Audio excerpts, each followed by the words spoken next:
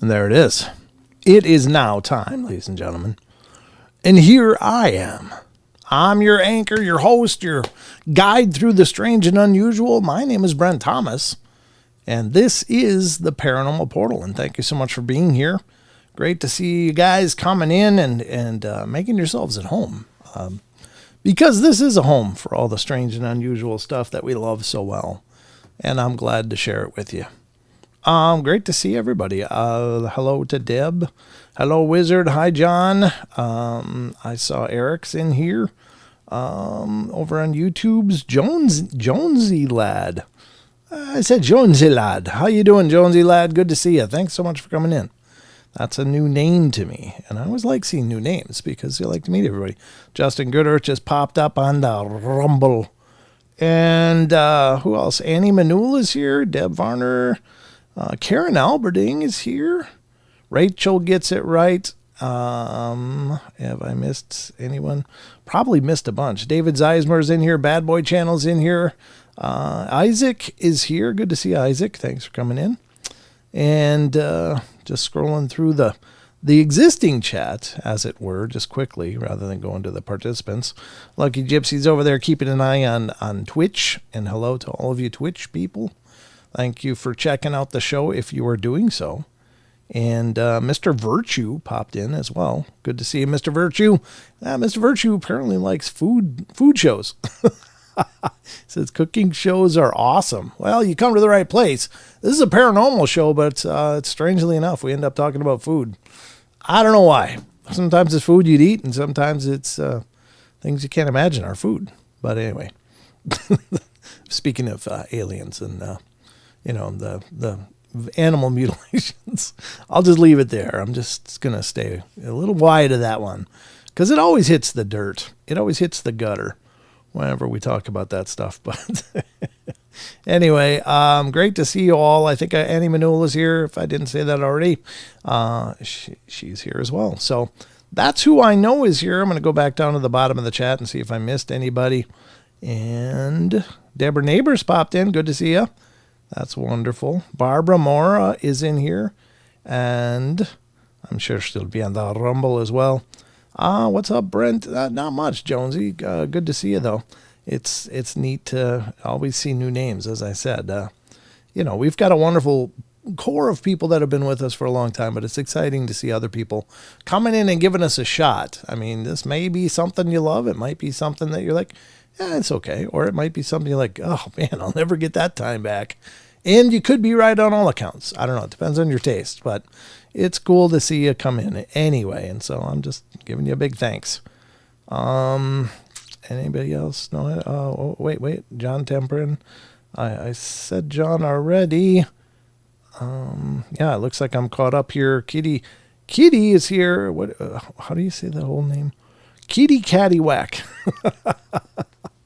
I know it when I see it, but it's, me and names. This has actually turned into the best day. Oh, wonderful, Jonesy. Great to see you. Great to see that. I hope every day for everybody's the best day, but unfortunately, it doesn't always work out that way. However, I'm glad that your day is going good, and thanks for sharing that it's a good day. I wasn't sure where to go with that, but I mean, I am sincerely happy that's a good day for you. So fantastic. Henry Dong is in here. Hi, Henry. Hello to you. Another new name. Great to meet you. Thanks for coming in and giving us a whirl. Giving it a whirl. Just, I don't know the hand motion, what that means, but it just, makes me a little more animated maybe. All right, so this is the Saturday show. This is the last live stream of the week because it's the last day of the week, unless you're, one of those Sunday's the last day or, whatever. I don't know. But according to the calendar, this is the last day of the week. And if you're new to the show, we do these live streams every Wednesday, Friday, and Saturday at 7 p.m. Pacific time, 10 p.m. Eastern time. So whatever that means to you or your time zone, you'll have to sort that out. And all the other time zones around the globe, because we do have a global audience here, which is so amazing to me. So amazing. I'm just an idiot with a microphone, but it still amazes me that people come in to listen to what I have to say. It's like, wow, this makes me feel good. So every day I do the show is one of the best days. And if you're also new to the Paranormal Portal, there's also an audio podcast, which is available on all the platforms for podcasts. And those are generally quite a bit different than what you're watching now. This is actually the live streams, which is more of a paranormal variety show, if you will.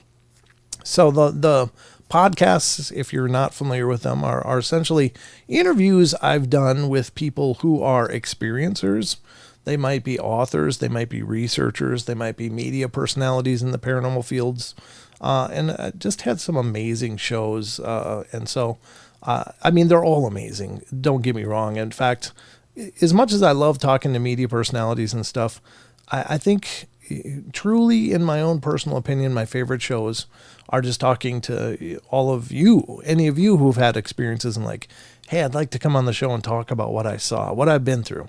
Those to me are incredible because this journey for me of the Paranormal Portal is me trying to, I don't know if it's kind of a lofty goal and it's probably impossible by any means, but I want to understand this stuff. I want to understand it because I've experienced a lot of things myself throughout the course of my life. And so this is me just kind of on a quest to see if that's possible. And I think I have some understandings. You know, unfortunately, there are no experts in any of this stuff, so you can't test your theories too actively because the subject matter is fleeting. It's not scheduled. It doesn't happen on a clock. It's just things happen where they happen, when they happen, because they choose to happen. And so it's really just it's seemingly random. I think there is more of a, we are more involved in this process than we give ourselves credit, though. And if you've listened for a while, you've already heard some of my theories about that, but we are an integral part of our experiences. So I've experienced a lot of things throughout my life, continue to experience something. And this is kind of funny. And it's just, you know, a lot of people think that paranormal stuff has to be this like Hollywood poltergeist kind of stuff, you know, where like books are flying and doors are slamming and there's shadows running all over the place and apparitions, etc. But I'm just as fascinated by the little oddities that happen. And I had one happen today. And it was, it was just, it's still that kind of little stuff is just amazing to me as the big stuff that I've experienced as well. What happened today is this pen that you see before you was sitting right here flat. In front of me is a keyboard, a power conditioner, and a wall of monitors. So I have like 3 monitors in front of me that I have different information for the shows. And I was working on editing Michael Freeman's video episode, which I will release tomorrow. I did get it done today. I meant to get it done earlier in the week, but it ended up having to require lots more editing and to make it look, you know, at least presentable, not representable. But this was sitting on the desk, and on my desk, I got this huge mouse pad. So it's not like a slick surface. It's like that, like a wetsuit material, whatever they call that. And it's a big pad that's in front of me. So this is sitting there, and it's been sitting there for, you know, a long time. However, I'm kind of sitting here like this. I was looking down, and suddenly my pen rolls over on the desk. I'm not touching it. I'm not anywhere, you know, my hands are nowhere near it. I think I were over here on the mouse, and I had my other hand up on my face, and then suddenly I see this pen roll over. So was it a huge event? No, but pens aren't supposed to roll over. So it is a huge event because something acted on this pen that was not traditional physics, our traditional understanding of physics. So it's a dinky small event, but it happened, and it's cool. And so it does show that, you know, this stuff just occurs. Now, also, if you look on your screen, wow, yeah, that position's okay. If you look on your screen right here, I'm moving my mouse over it. It's this green box in the lower right corner of the screen. This is the Ghost Radar, and it's an application I've had for about 15 years. And I love it. It's a good little application. It's always done real well, and it generates some interesting results as far as what it picks up. This is actually the radar circle. These are the wavelengths that it's detecting, and you'll see something's going on if you notice a lot of up and downs here rather than this flat line. But before I went live, just as I was prepping the last buttons and pre-roll stuff, boom, 1989 came up. And I was like, wonder what that means. So I don't know what it means. The word database is usually really random. It doesn't seem to really tie into anything. But I thought it was interesting because a lot of times it's like 1643 or some bizarre ancient number like that. I mean, it could be 1643 or whatever, what that may mean. I don't know. But it said 1989, which is interesting. So I don't know if that means anything to you, any of you out there, but I thought that was curious. So anyway, that's just something that happened. Neoprene, thank you, Aussie Tip Rat. You got the tip of the day for sure. I was trying to think of that name, and since I'm aging, I don't know what it is, but and it's more recently, and maybe it's a biorhythm or something that we're under an energy shift somehow. But I'm telling you what, words are getting harder as I get older. Things I should know and would just spit out with no problem in years past. Now it's like I just sit there going, oh God, what is that word? And it might be something stupid like baseball, or something like that. Really, I mean, those are not hard words. They're words that should come right to my head, but I guess it's part of the clock ticking and whatever, but I'd like to blame it on the global energy shift instead of me just getting older. So anyway, but we've got the news coming up in just moments here, folks. And we'll dive into a couple articles, actually 3 articles. And thank you, Rachel, for one of those. She sent it to me. And I had seen this pop up before, but I was just like, well, there was other stuff that I wanted to get to. But Rachel sent a cool article, and it's I don't know if it's exciting or if it's kind of scary or what it is, but it's interesting. So to all the Hawaiians, how are you? Mahalo. I'm not Hawaiian, but I know that word. I've been there. So we're going to get to the news and go through those 3 articles, and then we're going to get to the question of the week, and that's where we dive into our Discord community. Chucky Danger's wonderful friend, Grandizer12, starts spreading the news. Nice to meet you, Grandizer. All these new names popping up. You all deserve a round of applause. Every one of you. The familiar faces and the new faces. You guys are amazing. It's really cool to look up and see new names, though.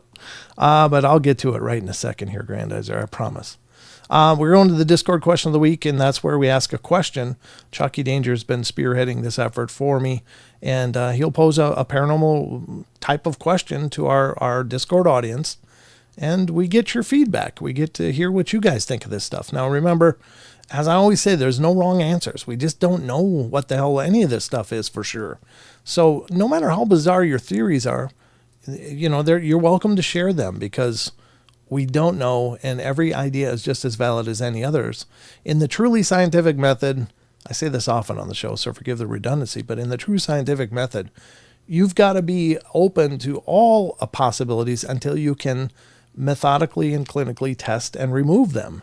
And with this stuff, we can't. So any idea you've got is just as great as any other. Hi, Sherry. Good to see you. Thanks for coming in. Good to see you. Grandizer, no, you said we were going to spread the news. To which I was saying, start spreading the news. Start spreading the news. I'm leaving today. That's pretty cool. I like the Sinatra. I actually have a playlist on Spotify of the Rat Pack and Sinatra, and I love listening to it when I'm writing stuff. I just get into a zone when I'm listening to those guys. I haven't watched you in the past few weeks because I work second shift. So now, so the only time I can watch you is on the weekends. Well, David, I really appreciate that. Anytime you can make it is wonderful. And if you can't make the live shows, I appreciate when you watch the replays. Those are always available out there. So thank you so much. Steph, the contractor, came in. Nice to see you. That's a new name as well. God, I love it. These guys are amazing. Thank you so much. There's Chucky right there. He's the nerve center of the question of the week, which we'll get into. And then we'll dive into the cryptid corner and dive into all those creatures like Bigfoot, Dogman, and some other oddities that I've found. And we'll see what we get to. This is kind of a loose schedule on these live shows. what we get to, we get to. What we don't get to, we'll just get to the next show. And so, I don't have to be real stringent on this. Hence my, running my lips for the last 15 minutes. But I just think it's cool to come in and see you guys. So I don't get an awful lot of chance just to greet you, I miss seeing the shenanigans between you and Don. Yeah, we miss Don, of course, but he's been exceptionally preoccupied with his life and helping out and helping to make things work. So, your thoughts and prayers to Don really do help. So please continue to send him your love and best wishes and light and prayers, or whatever you want to call it. And no, we're not restarting. My PC's doing this again. We're not restarting today. We can do it tomorrow. My antivirus keeps wanting to restart. It's like, no, not now. Can't do it now. So anyway, all right, we're going to, pardon my spelling. I'm dyslexic. Don't worry about your spelling, Jonesy lad. It's okay. Spelling is not, none of your chat is going to be graded. So just do your best. Paranormal Portal reboot. No, I don't want to reboot. Not now. All right, so let's get into the news. And let me inform you as best as I can. A special thanks to Rachel again for the article she sent in to help subsidize it, because we usually end up real short on Saturday because we've been going through news on 2 other days. And sometimes some of the articles that I find are just either way too long and I just can't get into them in a news segment, or they're just not really that interesting for the purpose of the show. So it's good when you guys send in, hey, I found this. You want to check this out for the news.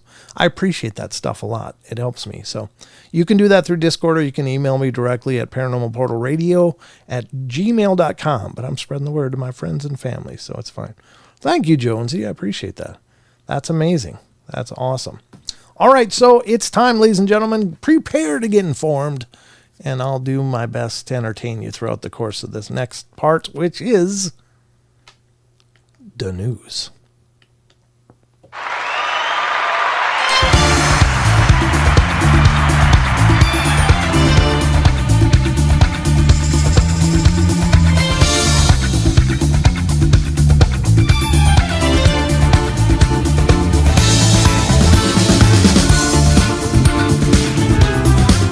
A link to what, Eric?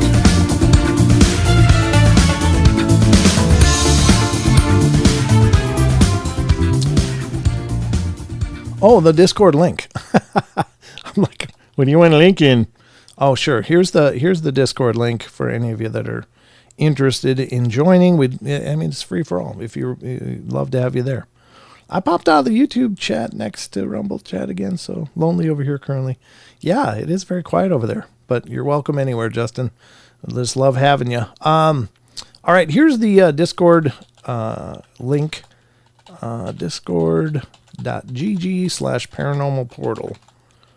And that's how you join the Discord. Just do that link and it should bring you there.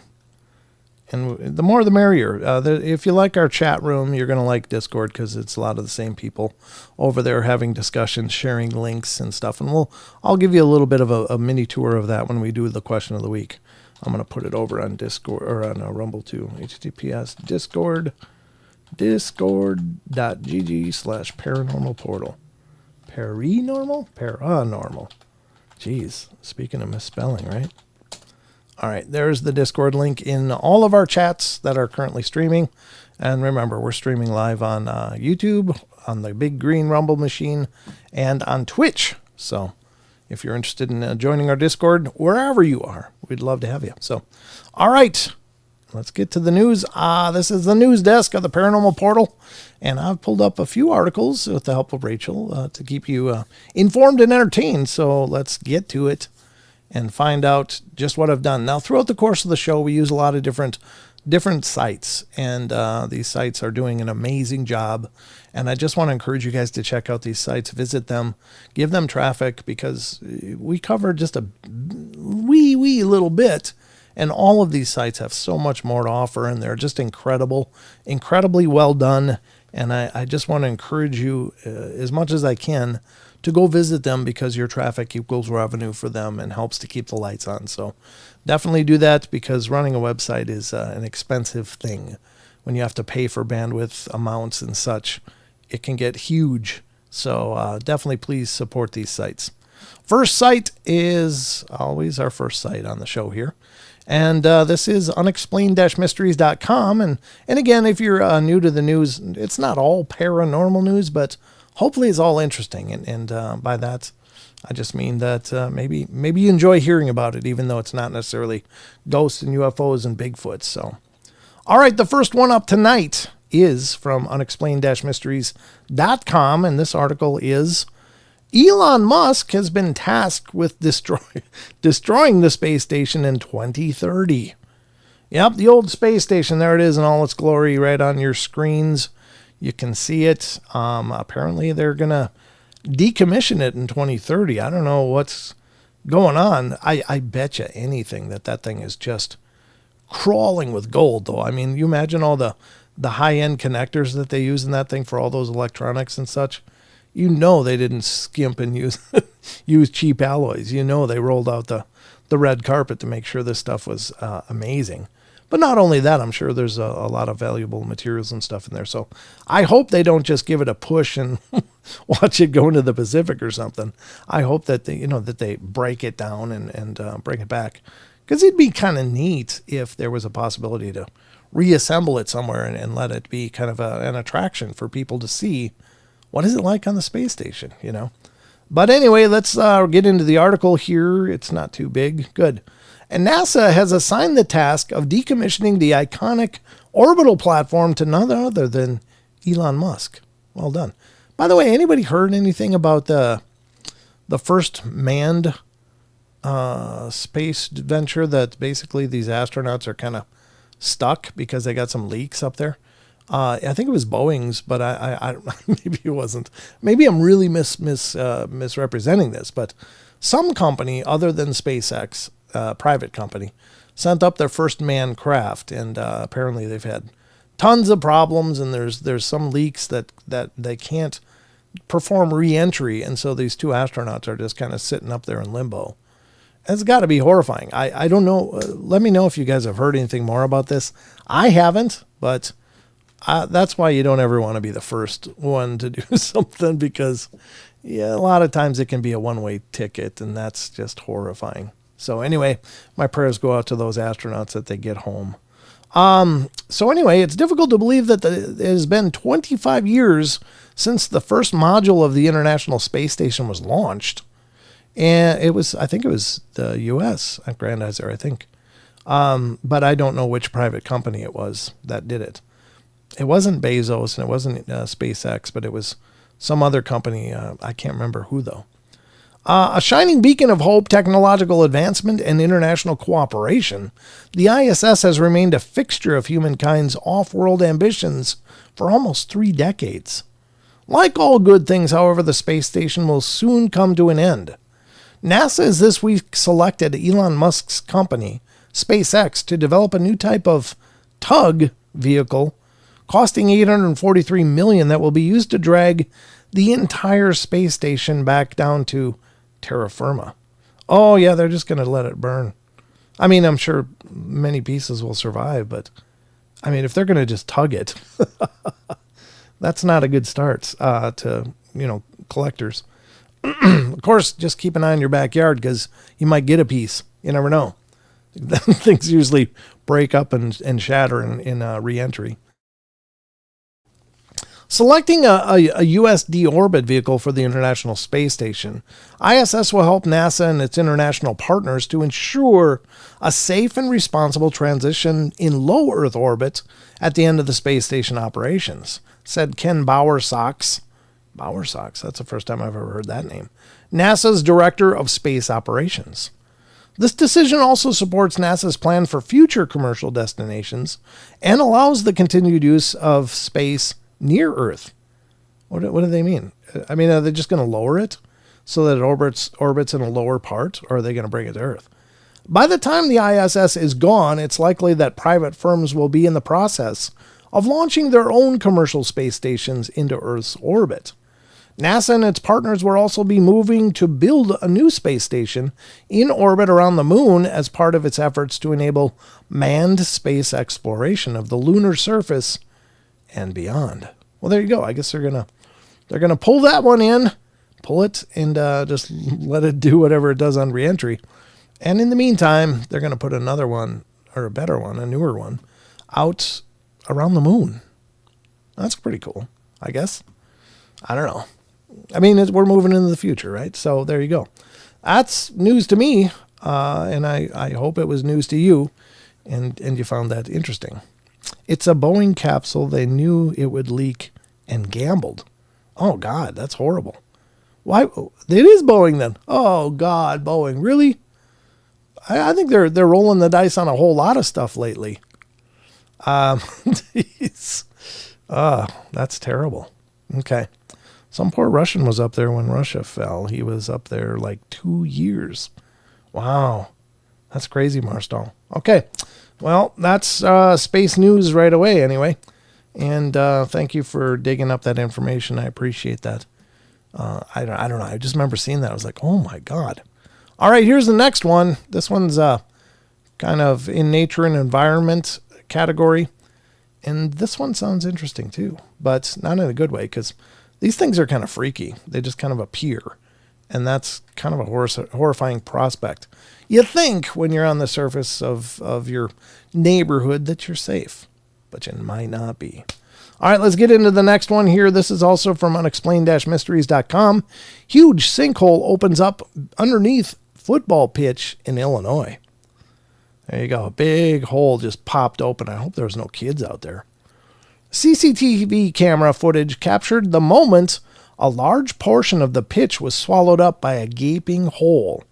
The terrifying incident, which took place at Alton's Gordon Moore Park in southern Illinois, saw a huge hole approximately 100 feet across suddenly open up in the middle of the pitch without warning. Oh, God. Within seconds, an entire light pole, along with benches and a fair amount of artificial turf, had disappeared into the hole, which was estimated to be around 50 feet deep. Are you serious? That's not just a dent. That is really like a cave. Fortunately, the sinkhole had opened up at a time when nobody was on the pitch, thank God. The area has since been cordoned off to prevent anyone from wandering in and falling down the hole. It's thought that the sinkhole was caused by subsidence from nearby underground limestone mining. Oh, those bastards. Such incidents can prove fatal. Well, clearly, you fall 50 feet. That can prove fatal. As evidenced by the case of Jeff Bush, who in 2013 had been sleeping in his bed when a sinkhole opened up beneath his house, swallowing him up. Ugh. You know, you say you want to go in your sleep. That's probably the most peaceful way, but I'm not sure that qualifies. Despite extensive search and rescue efforts, no trace of him was ever found. Well, this is from NBC News. I just want to see if we can catch the footage of the hole opening up here. So we're going to look at this. Okay, we're not listening to what they're saying. I just want to... Okay, there's the hole right there. Oh, here it is. It's going to be opening up. Oh, look at it go. Boom. Oh, dear God. I mean, even that huge light hole. Or the light pole. Not a light hole. How about that? Let's watch that again. That's crazy. Okay, let's go back a little further. It's just boom. Gone. Oh, God. That is crazy, right? That reminds me of a Batman movie when Bane at the beginning. Yeah, that's kind of true, huh?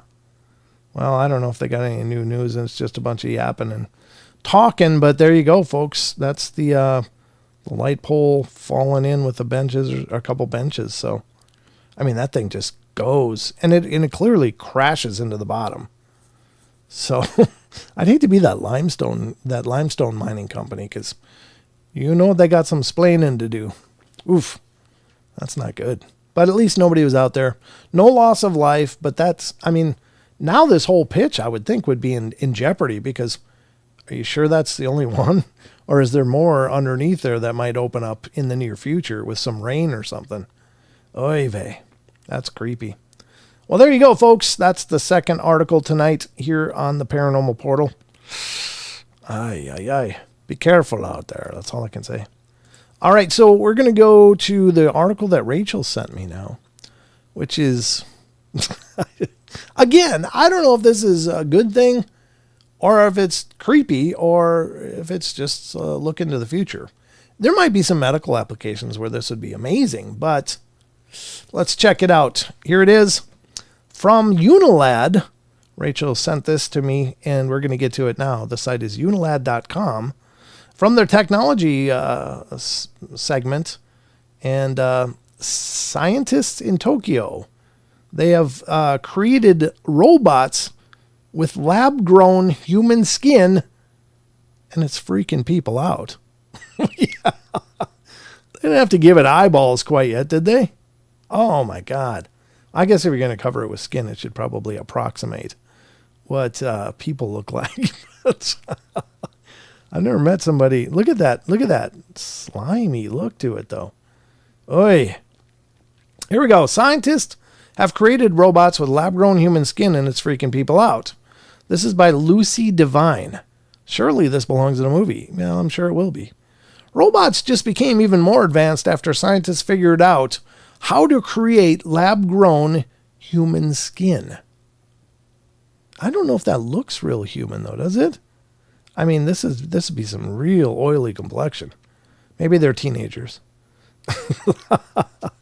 Researchers in Tokyo have discovered a way of creating human skin, human-like skin tissue, and using it on robots.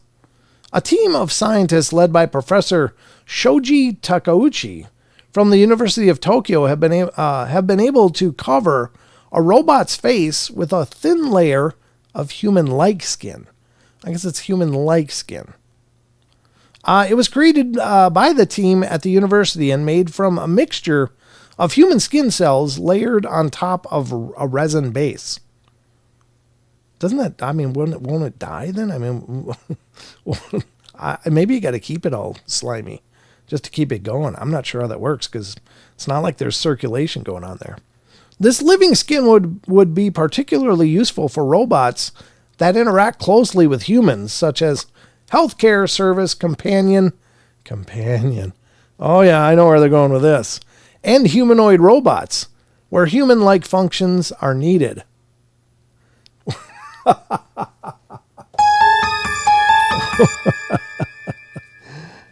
It's time for you to go to bed. Oof. All right. Wow.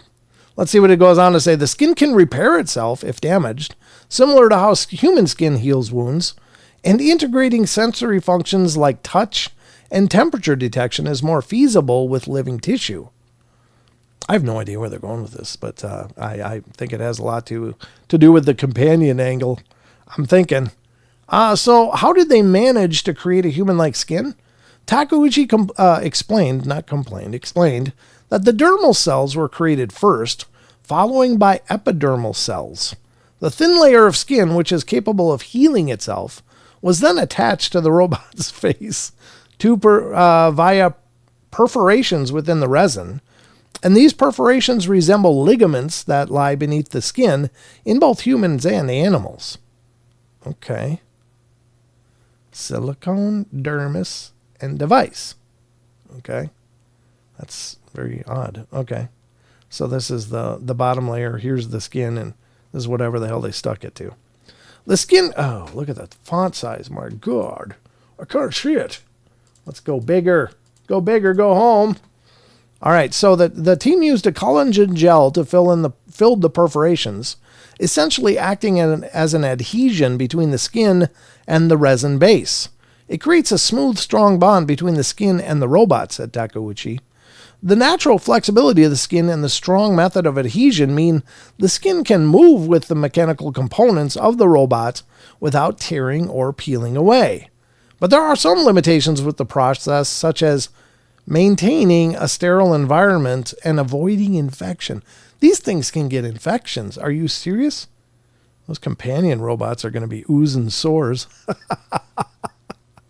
Manipulating soft, wet biological tissues during the development process is much harder than people outside the field might think. For instance, if sterility is not maintained, bacteria can enter the tissue and the tissue will die. Takeuchi added. However, now that we can do this, living skin can bring a range of new abilities to robots. Why don't they work on burn, victims and stuff like that? Why are they putting faces on robots first? I think they would start with, hey, we're gonna create skin from your genetic code. That way your body won't reject it, and we're gonna repair that horrible scarring and stuff, or something like that. Self-healing is a big deal. Some chemical-based materials can be made to heal themselves, but they require triggers such as heat, pressure, or other signals, and they also do not proliferate like cells. Takeuchi believes, that's the subtext there.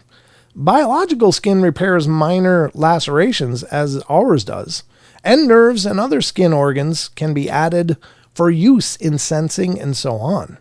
Professor Takeuchi believes the development could help in a number of different areas of medical research, including skin aging, cosmetics, surgical procedures, and plastic surgery. He also believes that an even more realistic skin layer can be created by incorporating sweat glands. You just gotta use deodorant on your robot before you bring it out of the box. Sebaceous glands, pores, blood vessels, fat, and nerves.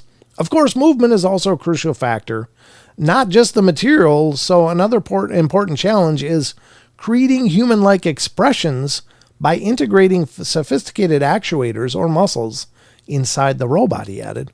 Creating robots that can heal themselves, sense their environment more accurately, and perform tasks with human-like dexterity is incredibly motivating. Well, there you go. So there's now skin. Your action figure in the future might come with its own skin. and who knows, synthetic muscles, skeleton, hell, the thing will be like that. What the hell was that movie where the kids' toys are real and like they're little robots and they come to life and they go to war? Small Soldiers, is that right? Small Soldiers? I mean, geez. I mean, some of these ideas are really exciting. And this is an exciting development, I guess. But I wouldn't think they'd start with robots. Maybe that's the only medium they could start with, just as far as testing and stuff. But I'm excited for when they can like spray something on to burn victims and then their skin will just regenerate or something like that. I don't know. Future meds tech or something. I don't know. Interesting. The future, one creepy step at a time, Rachel says. The new concept of showing me some skin. Yeah, exactly. I don't know. That movie, I was thinking of Batteries Not Included. That's a good one, too. I agree, that's a good one, but that is not it. The right one totally looks like Thomas the Train face. Yeah, you could have a new Thomas the Train face.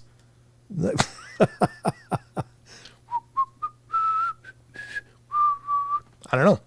Yep, interesting. Yep, Small Soldiers. I thought so. I love that movie, too. I mean, it was good. I was watching that going, God, I wish that was possible. Wouldn't that be neat? If you had a little AI companion could sit on your desk and talk to you or wherever, just, keep your kids entertained. I don't know. That kind of stuff to me is exciting for the technological uses, not so much the diabolical uses that some people plan with every new development. But anyway, great story. Thank you, Rachel, for sending that over. That was awesome. I appreciate it. And this has been the Paranormal Portal News. I hope you learned something new. Hope you feel more informed and ready to face the world. And let's get back to the rest of the show, because wait, there's more.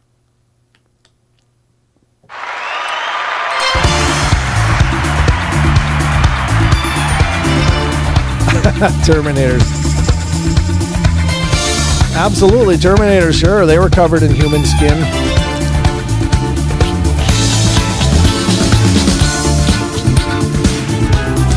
And chicken Bronco.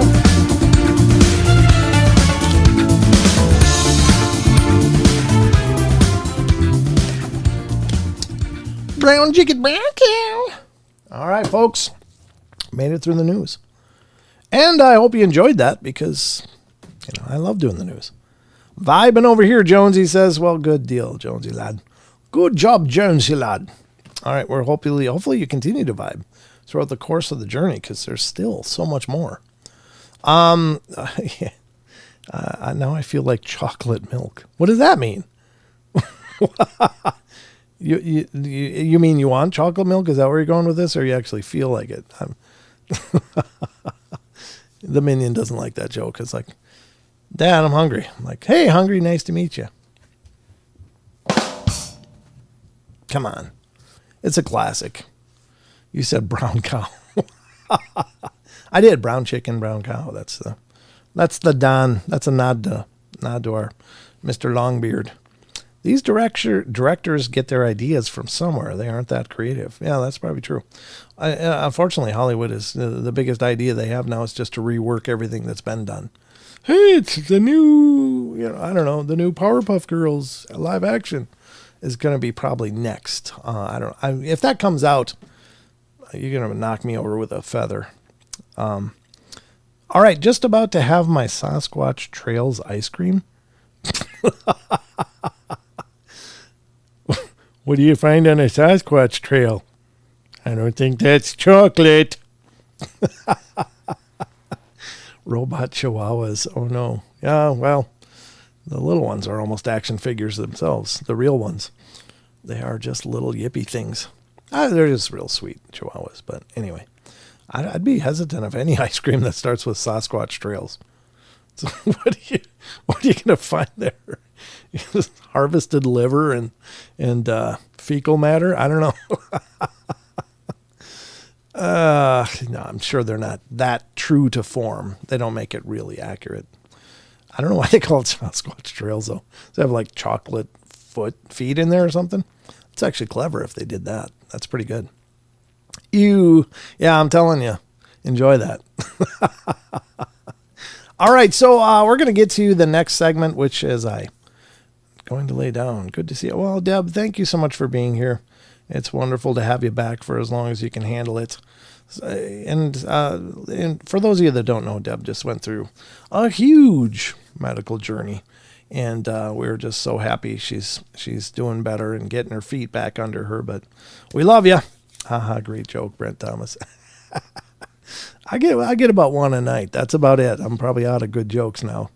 The rest you're just going to have to deal with. So, but yeah, our love and prayers continue to go to you, Deb, to continue to get better and continue to get back on your feet. So, all right. We're going to get to the next segment, which I've been telling you about for a while now. I guess I can close this, minimize this, something.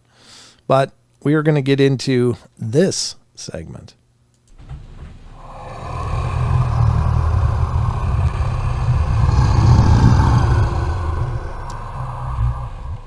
Ladies and gentlemen, it is time for the Discord question of the week, and this is our Discord community right here. This is what it looks like. I didn't realize that screen looks so small. Why does that screen look so small? I guess I framed it that way for some reason, but my head's kind of in a part of it. But anyway, here's their Discord server, and this is what it looks like when you join. You'll be joining, and you're in the general here, but just to familiarize you a little quick walk through Discord. Over here are the different servers. There's Hometown Ghost Stories. They're great guys. Love those guys. Awesome show. If you ever are looking for another show to check out Hometown Ghost Stories right here on YouTube. You're going to love it. If you like this show, you're going to love that show. They do a much better job than I do. I really think their production value is just off the charts. Anyway, the next one is Yowie Central, which is not currently active, but hopefully Sarah gets that back and running. There's the Paranormal Portal, and this is our server right here. So when you join, you'll be in here. And look, we got Uraraka. I'm going to say hi. Oh, it's Jonesy. It's Jonesy lad. I hope I didn't brutalize that too much, but good to see you, Jonesy. Thank you so much for joining the Discord. That's awesome. And I just said hi to you. And so that's where you start. Now, along the left side here, this is obviously the Paranormal Portal. These are all our threads and stuff you can check out. We have all kinds of stuff, even a marketplace where you can find links to Paranormal Portal gear, shirts and hats and other stuff. I just reworked the tumbler, the water container, because the font was all messed up on that. So I was able to rework that the other day and get it all to fit. So now it looks much nicer, and hopefully you guys will, somebody will be interested in that. I just thought it was neat. And I'd like one, but got to collect more aluminum first and turn it in. We have crystals and jewelry and miscellaneous sales. This is open to all of you guys. Any of you that create stuff and are interested in making it available to other people in the community, feel free to post it. And if you need another category created to better represent what you made, let us know and we'll add a category for you. So these are just different things that are available. Here's crystals and jewelry and stuff. People doing different things. That's Love Rocks Company. That's David Barnes' girlfriend, and she's an amazingly creative soul. And there's so much more in here. Then there's miscellaneous stuff that people are making, AI art and different stuff. I think this is who's this? SoCal Squatcher does these custom pool cues, which look absolutely amazing. I think these are pool cues, right? These are fishing poles. Sorry, fishing poles. Derp. But he does these custom rods for people and started making custom golf discs for like Frisbee golf. So that's pretty cool. There's all kinds of stuff in here you guys can check out at your leisure. So we also do giveaways usually once a month, but I had to skip this month just because, again, I got to make ends meet first. Here's a Discord tutorial. If you're new to Discord, just go here, click on Discord tutorial on the left, and then there's a whole bunch. Use your mouse wheel to go up and down. You can check out these videos to kind of walk you through how to use Discord. And here we are, the question of the week. We're going to get to that in just a minute. I'm going to get it all set up here. There it is. And then there's episode discussions of the actual episodes as they've happened. People post things in here, supplemental. There is Bigfoot. There's Ghost, Dogman. There's Ghost. Excuse me. I just burped. Sorry about that. UFO, extraterrestrial encounters, cryptids, music, which is some great music in here. I just posted this song that I found that I was like, oh, I like that song. Strange phenomena, paranormal library for books or things that you're reading about the paranormal. You want to recommend it to people. There's some great suggestions in here. Movies. Everybody loves a paranormal movie after all. So there's some good ones here. And then we got an art gallery. People are just doing art stuff. SoCal again with his fishing rods. I'd love to get one of those. It says Paranormal Portal SoCal. Oy. But again, so there's lots of great stuff. This is, Charlenzen is making these, which is really cool. And then there's Paranormal Humor, which is always a win. It's real. Signature Sasquatch Trails ice cream. Barbara, you're so on point. Bank account is not matching July and August plans. Oh, yeah, I hear you. I mean, my bank account's not matching anything. I had a lot of plans in my mind that my bank account said nope. But that's just life, we just do what we can. Chucky Moose Nuggets, almost as good as Wombat Poo Brownies. Oh, dear God. Why do people name their food after such things, It's like, I'd like some uncooked pork squirrel, please. That's a old Saturday Night Live joke. Still cracks me up. Anyway, this is our Discord. So we're going to go to questions of the week, and this again has been spearheaded by none other than our own Chucky Danger. He comes up with a question every week, poses it, and you guys get to comment, share your thoughts. There's no wrong answers, so don't feel shy. Just love when you contribute. All right, so the question of the week this week is, which cryptid do you find the most interesting and why? And the great question. I mean, they can be really general or they can be much more specific. And I like these general questions as well. For me, it's Sasquatch and the Thunderbird because Sasquatch visits me very frequently in the astral realms or dreams. Thunderbird because of their enormous size and folklore with real sightings. That's Comet Man, Mr. Lewis. Good to see you. Thank you for weighing in on this. That's awesome. Next up comes Cryptic Chaos, Dogman. Their stories are always crazy and they're still such a huge mystery. Even more than Sasquatch, in my opinion.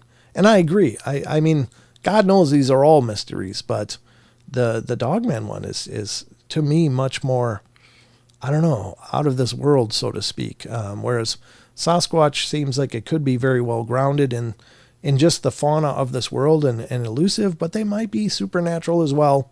It's just hard to know. There's lots of claims out there, and those might be very, very true.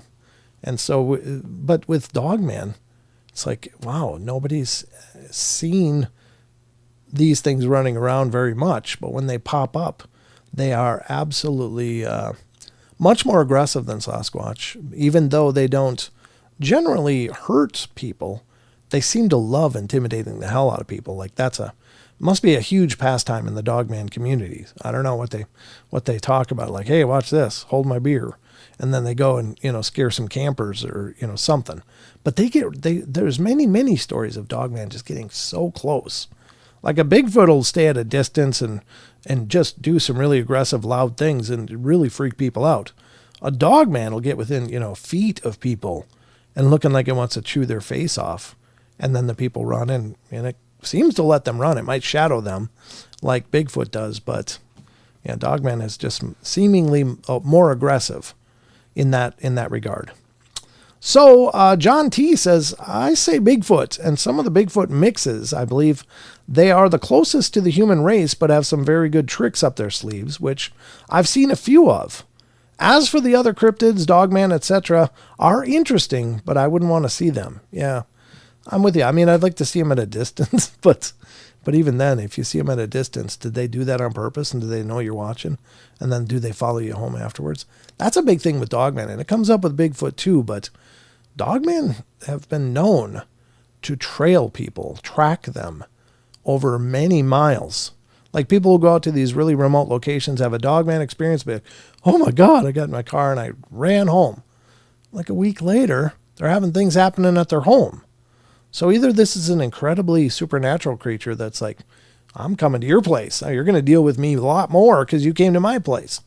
Or much like, it's hard to believe. Well, I got in a car. I drove on a freeway for 45 minutes or an hour and a half. And then I got home and now I got stuff happening in my home. It defies our understanding how it could track it, how that animal, that being could track a person through all of this stuff. But as I've said on this show before, there are so many claims of people losing a pet or leaving a pet or trying to give away a pet, moving their family across country. And like a month and a half, 2 months later, suddenly their pet's walking up their driveway. It's like, how the hell did that pet, that dog, go all the way across the country, over mountain ranges in all kinds of unfamiliar territory, and continue until it's found the original owners?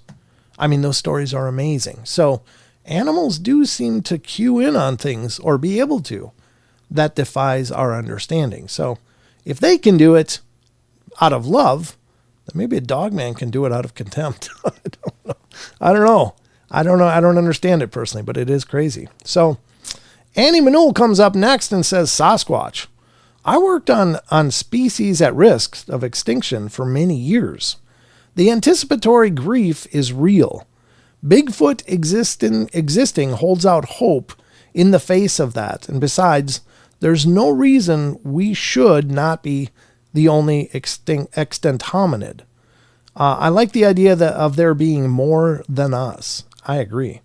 And wow, that was some great language. An extant hominid. That sounded like I was listening to Jeff Meldrum there. That's pretty impressive.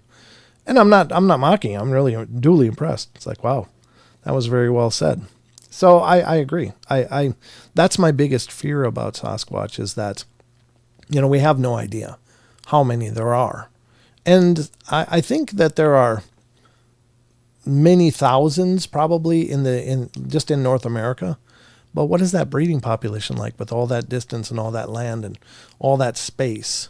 And is it possible that if they are absolutely substantiated, hey, there's Sasquatch out there, we've proved it, we got genetics, we found a body, we can prove that it's there. Well, then what happens? Well, then everybody is going to load up the family truckster and head out to the wilds to see one for themselves. I mean, there's already a lot of people looking into this, but I think people are generally motivated that are doing it now to substantiate it, that people should know it's out there. And I agree, people should know it's out there for safety's reason, because if you're going to go camping somewhere, you want to know if there might be some 10-foot tall, 1,200-pound raging, being out there. I think you have a right to know before you bring your kids and wife and family out into the wilds. But at the same time, if it's substantiated, there's just going to be a whole bunch more people going out to see one. hey kids, let's go see if we can catch a Sasquatch on film. And what will that do? Well, it will continue to push them. I think they're already being pushed a lot, and that would already be a hazard to their continuing, continuing existence and continuing to have offspring and continuing to populate their numbers or even raise their population numbers. But if there's suddenly, tens of thousands of more people in every region going out to see one, well, where are they going to go? They're just going to be pushed into more stress. And so, my belief is that we have a tendency to destroy what we love because of that interest, because I want to see one of myself. And God forbid there ever be some in a zoo or something like that. I mean, that would absolutely shatter my heart, because these things exist fine without us, and they should be given that same right, to exist without us and not be brought into an enclosure and have people pressed against the glass all day long, because I think they're intelligent. So anyway, just in a nutshell, my thoughts, but there you have it. I've shared it many times throughout the history of the show, but anyway, let's go to Mel Shepherdess. And she said, most interesting, probably Sasquatch, as it seems to be the most encountered cryptid, seems to have the most bag of tricks, and yet still evades our understanding. Dogman is a close second, though. Creepiest, the rake. I agree, because I don't know what it is about rakes, but something about them just gives me the Lulus like you wouldn't believe. I don't know what it is. I don't know if it's just some kind of genetic memory in my bloodline or what, but God, the whole rake thing is just like, I just don't want to see one. I don't know what it is. I think that they might be just a new name for the ghouls of old. And ghouls were always known to feast on the corpses of people, and that's freaking disgusting. So anyway, next up comes Neil. Neil says, Wendigo without a doubt. Something spiritual and yet possibly flesh and blood. I find it intriguing. Being a native Minnesotan, Minnesotans represent, I've been aware of the Wendigo since childhood and always had a healthy fear and respect for it. Yeah, I think, it's a horrifying phenomena. Again, Wendigo is often attributed to more of a possession. It's attributed to the physical being. And there's also descriptions that vary pretty widely. So kind of nailing down what is a Wendigo is kind of a tricky thing. It can be seen as an emaciated, skeletal-looking deer humanoid mix, or it can be sometimes described as some kind of Sasquatch-sized, bulky, huge thing with antlers and stuff. And I don't know. I mean, whatever it is, it's creepy. So next up comes Barbara Mora. Oh my gosh, so many cryptids, so little time. I'm interested in all of them, but my instant go-to is Bigfoot's on all continents in all its forms, names, and degrees of their own evolutions. How can this being have a huge chapter in world history, and yet they continue to elude contact with modern people? Sometimes they don't, but I just don't think everyone encountering them is coming out and saying, hey, I just saw one, I had a close call, or the people that don't come back, maybe they had a encounter as well. I've also had to consider that the beings are a part of the modern world, but are guarded by covert agencies who may be protecting them for their own reasons. And there is my question about my last statement. Why? Why is it so important to keep these beings hidden? Yeah, great question.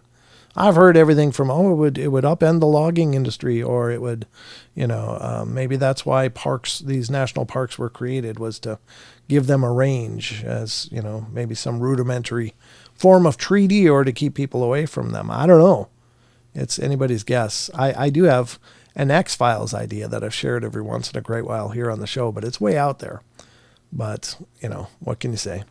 Maggie comes in next and says, I can't pick. However, I'm still trying to understand elementals, nature spirits, and their connection to country, particularly here in Australia. I'm really intrigued by the electromagnetic properties of the Earth, different substrates, and whether there is any correlation with energy and sightings. And I'm planning on going whoop whoop with dowsing rods just to have a go. I've been listening to a couple of psychics recently, and some people claim to have seen nature spirits just walking around. And I'd love to try and understand what they are experiencing if possible. It sounds like some people can see bunyips, and I find it fascinating. Yeah, that is pretty fascinating. And I think that here's my take on that, Maggie, is that I think we all have the ability to perceive all of these things. And I think that's in especially in a spiritual sense, they are hidden from us, but it's not because they're hiding. It's because we've lost our ability to tune into them. I think that's talking about my theory that we're very involved in all of these encounters, because I think it creates some, I don't know, for lack of a better term, and because I'm not a scientist and I'm not a very learned person, but almost like a quantum entanglement is created between the experiencer and the phenomena. When people see spirits, when they see ghosts, when people see Bigfoot, if it is indeed some being that has its feet in both worlds, or other cryptids as well, I think that people are the key factor. This is one of my explanations, because I have a hard time with this Bigfoot that can just melt into nothing and go. But if it's existing on a different wavelength, then maybe we are facilitating the experience unknowingly. And I think it has to do with naturally going into the theta state, the self-hypnotic state. Like when you're daydreaming and driving and suddenly you're home and it's like, God, how did I get here? Well, that's a form of hypnosis. And it's when you're in more of a theta state and you're just kind of on muscle memory. And so I think when people perceive these things, it's because they've gotten to such a certain point, inadvertently or with practice, that they've opened themselves up and activated all of their senses to a much higher degree, maybe changed their waveforms in their brain into that theta waveforms, the theta state, and that allows you to perceive these things. And that's maybe why things like Sasquatch, just people see them melt away. They disappeared. Well, maybe the Sasquatch didn't disappear, but the shock of the experience brought people out of that theta state so they couldn't see them anymore. That's my pet theory personally. Now, I've not heard that anywhere else. So it's not like I just borrowed it from somebody, but if you ever hear that somewhere else, let me know. Because that's my idea. How did I get here? This is not my beautiful wife. The talking heads, yeah? Gotcha. This is not what is this, strange house or whatever? I forget the words, but yeah. Infrasound affects the brain. Yeah, I'm sure it does. It affects the entire nervous system. But I don't think that brings people into the experience. I think people end up stumbling into the experience inadvertently, but I think it's possible. And it's probably very much akin to a psychic that can see spirits, as they're able to just naturally just go into that zone, and they can focus, and I think it can be achieved through meditation, through working on things like that you can open yourself to seeing things that we don't normally see, because we're bombarded with stimulus in our world. Our modern world is just sounds, lights, CGI, and all of this crazy stuff, 3D, and we're just inundated with stimuli. But if you can get away from that and just get to center, I think you can feel it, you can see it, and you can experience it more real. And that's, I think, what the shamanistic traditions teach, and other esoteric practices, is just controlling your mental flow and getting into that state to be open to these things.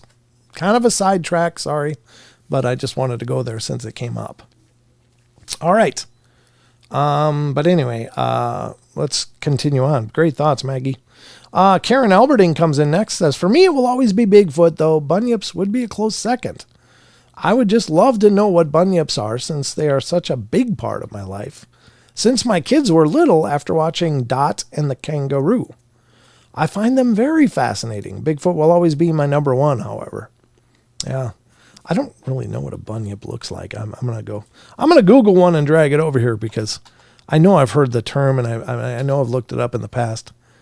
Bunyip. According to legend, a man-eating monster called the Bunyip once lived in the rivers, lakes, and swamps of Australia. Its howl carried through the night air, making people afraid to enter the water. At night, the Bunyip prowled the land, hunting for women and children to eat. Dear God, that's a horror. Why would you want to see that? I don't know. I'm just kidding. But it is kind of creepy. I don't know if there's images. Is there any images? I guess there is. Here we go. Let's pull this over. This is from Google. Google Images, bringing us a vision of bunyips, I guess, or at least what people think they might look like. This one's kind of cool looking. Look at that. Look at that smile. Jeez. It probably doesn't say cheese. It probably says flesh. Sorry. That was cheesy. Here we go. There's a bunyip. Bunyip. Yeah, that looks horrifying.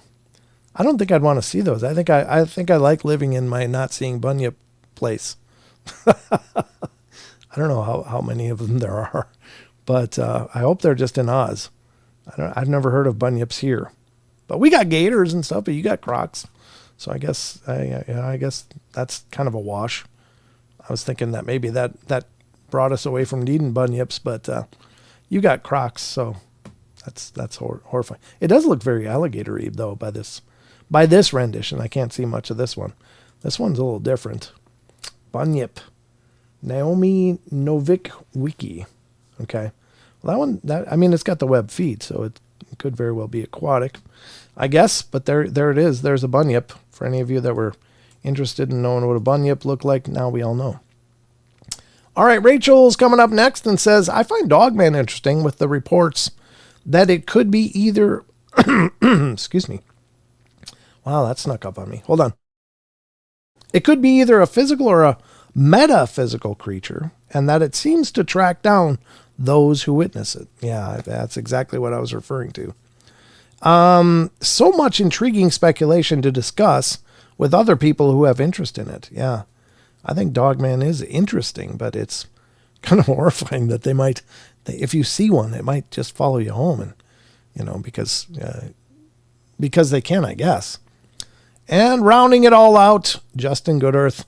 To me, the most interesting is Sasquatch for many reasons, but primarily, the primary reason for me is that the Sasquatch is the only cryptid that I've encountered personally. Yikes. Yeah, that's pretty hardcore, dude.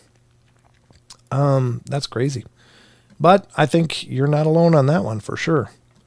So this is the Discord question of the week. I hope you guys enjoyed this. Thank you, Chucky, once again, for putting up the question. You're a rock star. I appreciate it a bunch. And great answers, everybody. Thank you. Excellent. So let's get on with the rest of the show.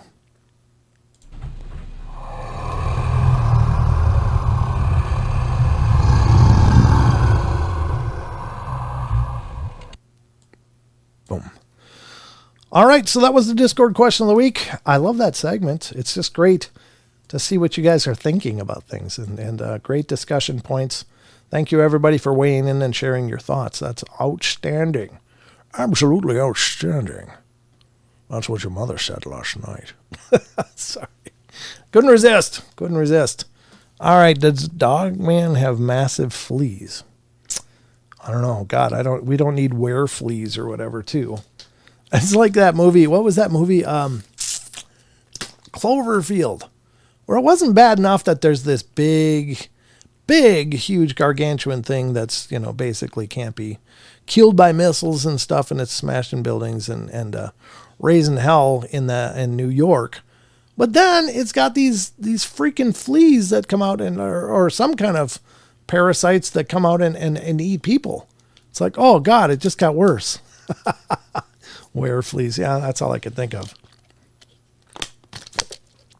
There's not Sean Connery.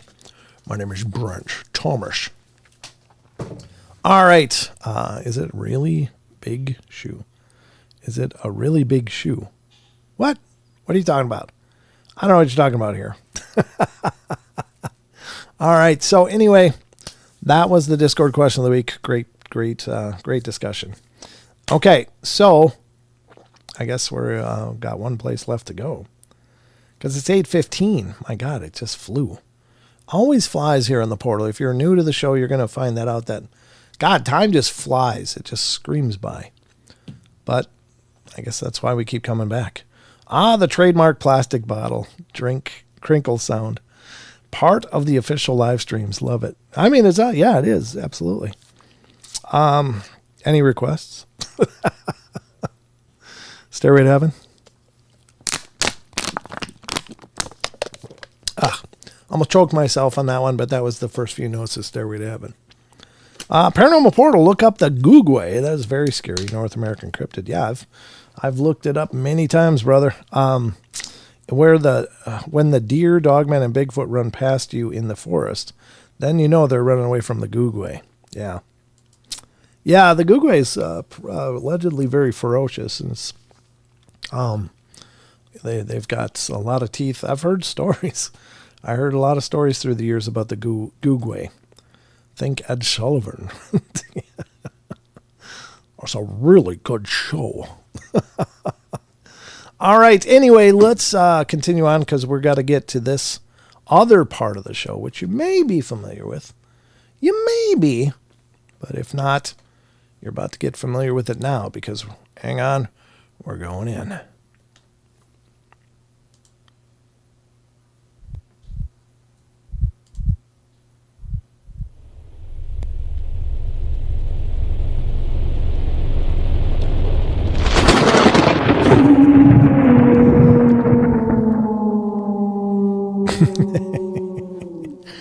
Wouldn't that be funny?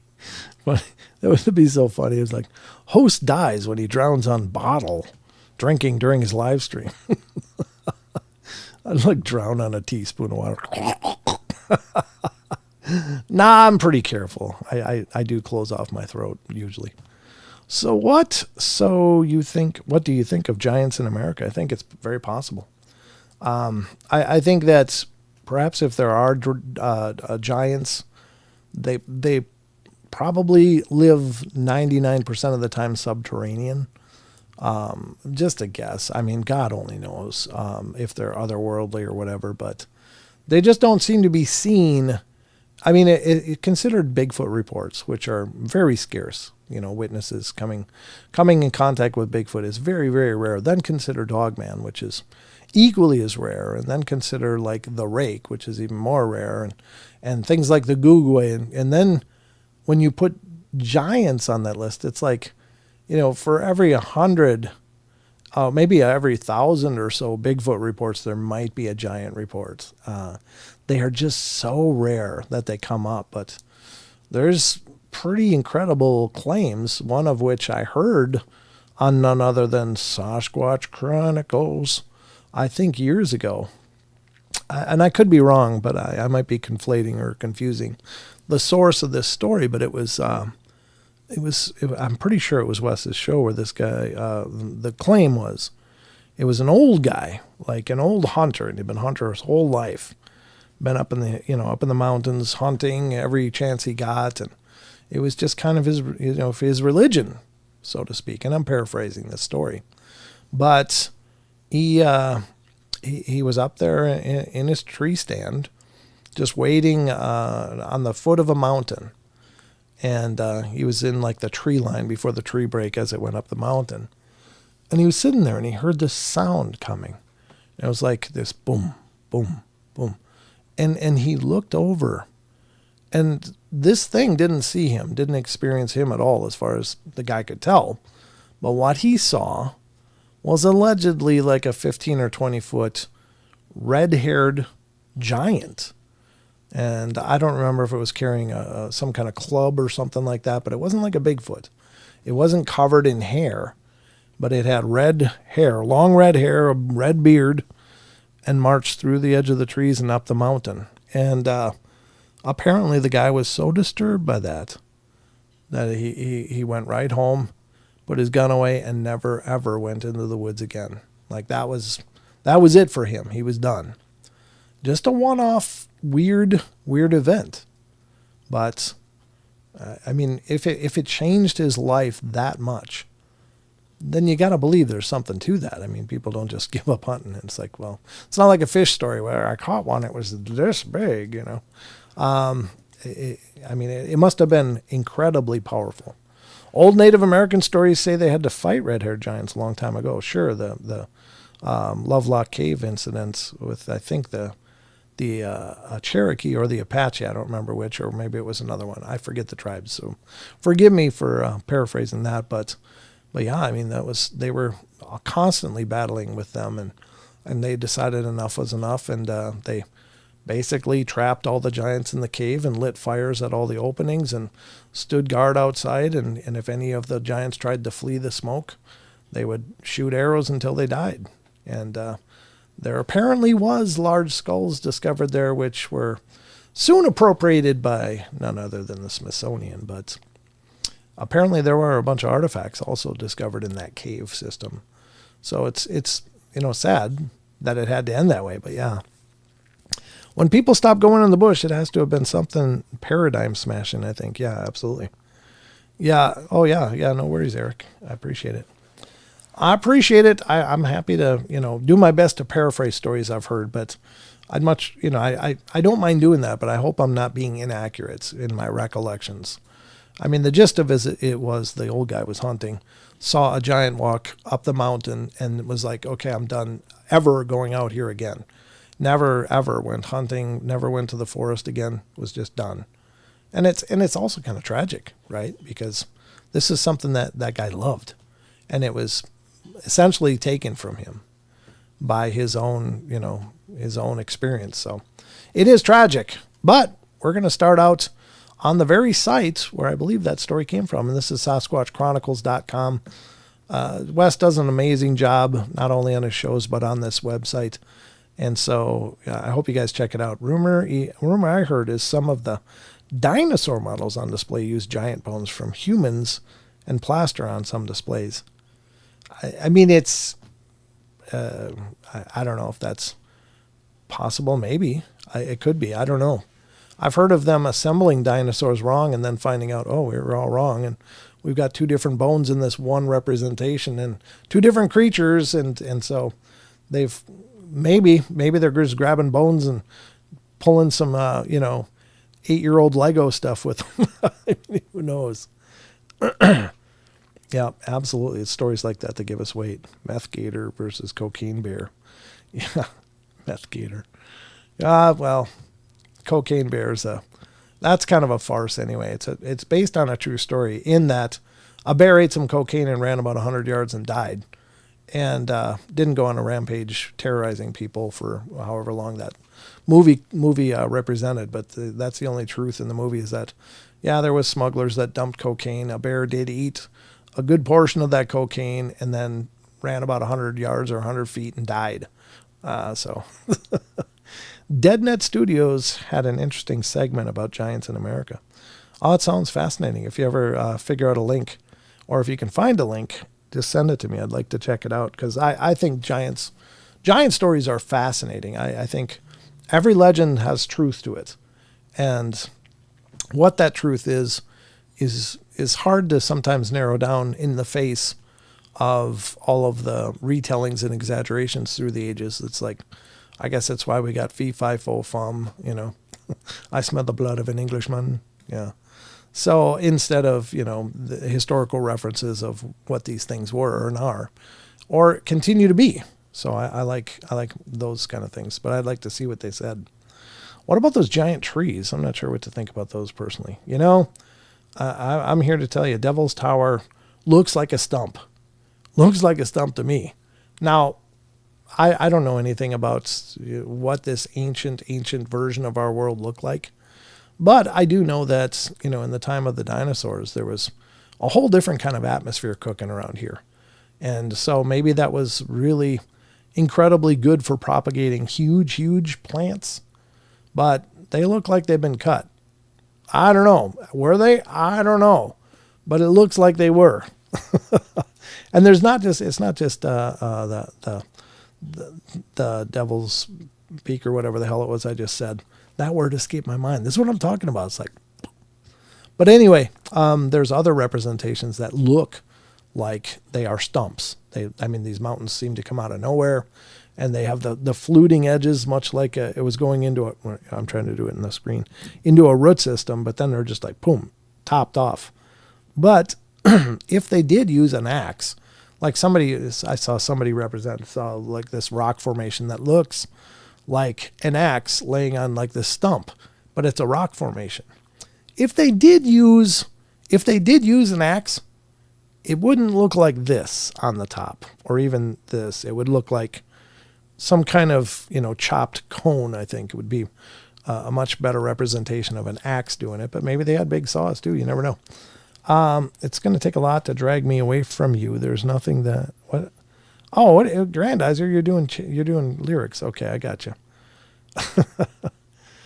I guess the ways down in Africa. Yep. Or bless the rains. Sorry.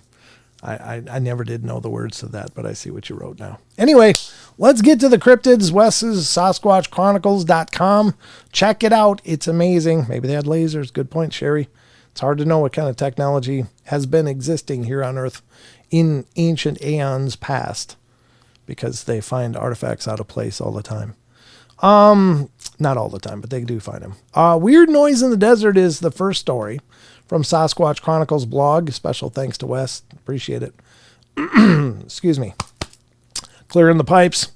A listener writes, I'm a college student studying geology, and with my program, we go on field trips because you can't study geology very well from books. Well, I'm a Bigfoot fan and have been since I thought I saw one in Canada when I was 8.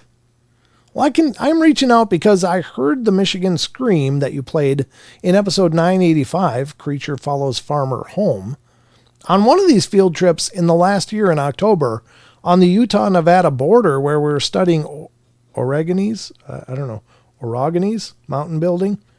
And it was a 3-day field trip with 2 nights. Well, it was in the desert with a few hills surrounding our campsite, and it was mostly dense brush, with a few trees here and there. When we got there, immediately the other women and I started setting up camp and finding a place to use the bathroom, where no one would stumble upon us. The established bathroom was far enough from camp that if you shined a flashlight from the edge of the camp, you wouldn't see anyone. The first night, we all bundled down in our tents because the deserts get really cold. No one mentioned if there were any coyotes or any predators in the wilderness, so we all felt pretty safe if we had to get up in the middle of the night to use the bathroom. In the morning, my friend had come up to me and asked if I had heard anything weird last night. I told her no. She said she heard something really strange, but couldn't describe it. It was quickly put out of our mind because we're off to go study more geology for the day, and I was really excited. Well, the next night I have to go use the bathroom, and it's about 2 a.m. or so because I sleep with my watch on, and I tend to check it when I get up, so I know how much longer I have to sleep. So I get up, grab my flashlight, and make my little trek to the bathroom. It was down the hill and in dense shrubs, and as I'm walking, I feel like something is watching me. It was so uncomfortable that I shined my light around me, and I didn't see anything. I stop, and I can't hear anything, but I can't shake the feeling that I'm being watched.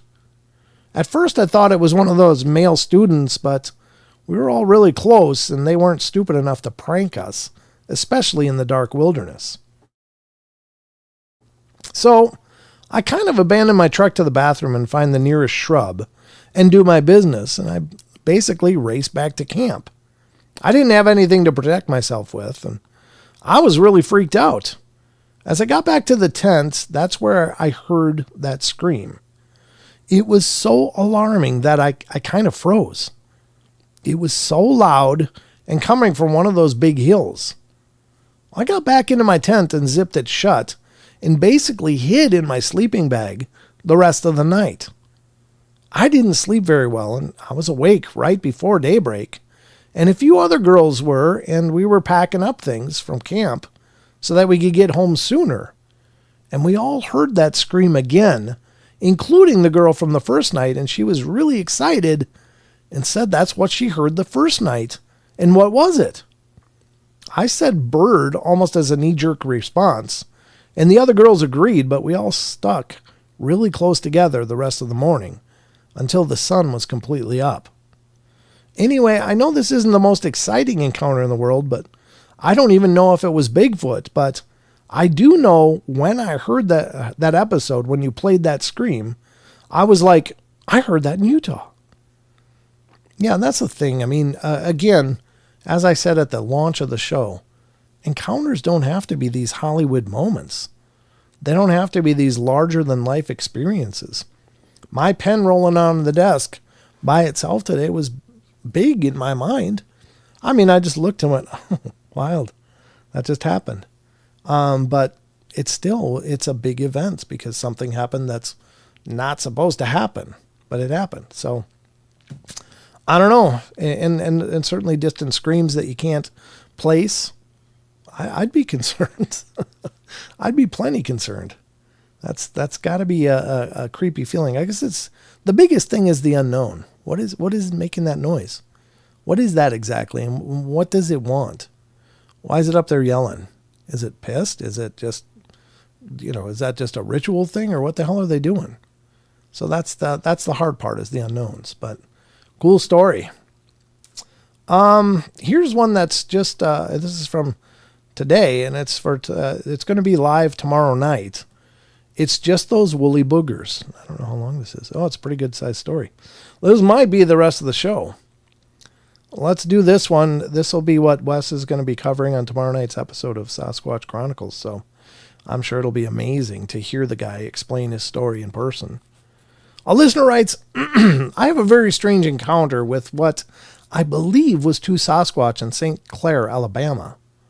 A lot of people don't know that Appalachia extends to central Alabama, and there are 57 summits in the county this took place in alone. We have big cats, mountain lion, and black bear, and anyone telling you any difference does not spend time in the hollers there. There's enough land and resources in Alabama for these creatures to thrive. And I mentioned this to a few select family members. My mom, who also grew up out there, believes me. My husband too, but most people think that I'm lying.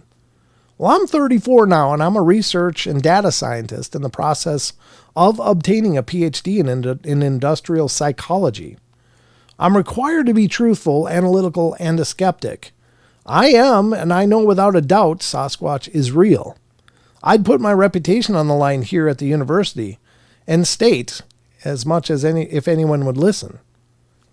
The holler I grew up in is located at the base of an Appalachian foothill called Chandler Mountain. My family settled on this land many generations ago. The property was owned and kept by my grandma and her mom.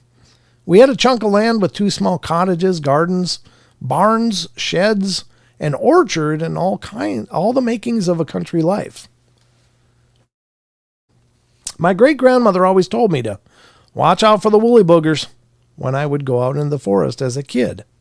She'd have me take her food scraps to a specific stump for the woolly boogers, and I assumed this was a made-up word, and I was given a made-up task just to keep me entertained. It wasn't until I heard about gifting that I understood it wasn't made up. I've seen these creatures many times, but I didn't know what they were until I was in my late 20s. I've experienced house slaps, roof knocking, rock throwing, screaming, whooping, seeing them between the trees, seeing them in the trees, finding dogs ripped to shreds but not eating, and at the edge of our property, etc. There's also a large creek in the woods behind our property, and it's about a 10-minute walk to the water. You have to go down a cliff to reach the creek, and once you're down on the creek, the banks angle sharply up about 100 feet or more on each side. In other words, you're trapped, and the whole forest has a vantage point on you. About 60 yards from the cliff area sits a small cave.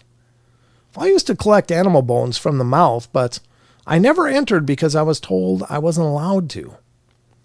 I spent hours down there alone as a kid, and I know for a fact I was surrounded by a clan for many years. I just did not know of Sasquatch. I always thought the oversized human-shaped dark masses and out of nowhere rocks flying by me were odd. But I was entirely unbothered even as a tiny kid alone in the forest. This may sound weird to some, but this was a holler. I was raised to believe spirits keep watch over us, so I assumed it was that. I went to this creek alone when I was less than age 10. I was never afraid until... Oops, here we go. At age 13, I spent more time in the city than I had in the city and had not been to the creek in a year, maybe 2. It was early fall and there was some leaf litter, but it was still warm. And it was about 2 hours from sundown, and I'd like to sit by the water's edge, stack rocks, and read. I'd been doing this for about 20 minutes when I started to hear movement. Whenever I looked up, I couldn't see or hear anything. Well, this went on a bit longer. Great-grandma taught me to leave if I felt strange in the woods. Don't question it. Just calmly start walking home. So that's what I did. I'm very familiar with the forest. I know the sounds of different animals, and this sounded like something was moving through the trees. Then down to the ground. Then to the trees again. My initial thought was maybe a mountain lion was stalking me, but these sounds were not lining up with that. I couldn't figure out what animal could even move that way. At this point, I wasn't scared, but I felt a sense of urgency I'd never felt in the woods before. I'm very at home in the forest. By the time I'd made it to the trail, the sounds had stopped. I paused for a moment to listen. Silence. I was in total eerie silence. I took a few steps forward and heard the skittering of 4 legs moving across the brush, off the trail to my left and behind me a few good yards. I stopped in my tracks. The sound stopped just as quickly as I did. I repeated this action several times, never repeating the number of steps I took before abruptly stopping. Whatever was following me stopped in time, so perfectly with my own that I started to think I was having some sort of episode and hallucinating sounds. But it kept going, starting, stopping in perfect time with my sudden and unpredictable movement. It's just mind-blowing.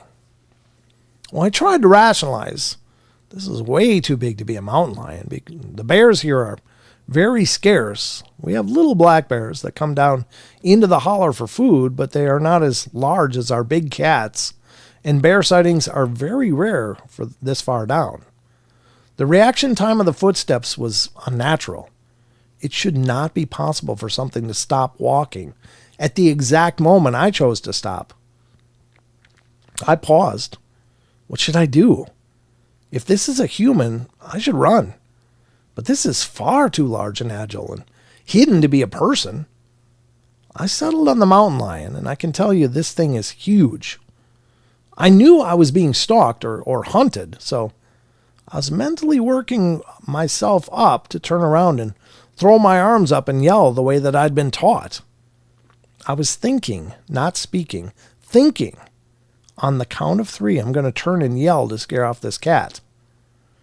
During this pause, which was only a minute or 2, there'd been silence just before I was able to turn around. I heard bipedal movement to my right, so now I'm flanked by a large creature on all 4s to my left with insane accuracy and agility, and even larger bipedal creature to my right. I took a deep breath and mentally started counting down to turn and confront 2 mountain lions. 2 strange men on my land? 3, 2... In the space between 2 and 1, I heard words in my head. Do not turn around. It didn't sound like my speaking voice. It didn't sound like anyone's voice. It was just words, but this was not what my internal dialogue sounded like. I had to brush this off because my survival required me to turn around and confront this thing. I shifted my weight and adjusted my shoulders, preparing to turn and look when I heard thunk, sound a log makes when it's struck or dropped. A second time, and louder in my head, I heard, do not turn around. Keep going. I tried to slowly increase my pace without running. The creature to my left responded by moving faster. I can't properly describe the skittering. There was something about that sound that was so bestial and strange. Exactly what you'd think a massive creature, spider, crawling towards you in the woods would sound like. I picked up the pace and the skittering creature went bipedal. I thought, whatever this is, has just stood up and is now chasing me even faster on two legs.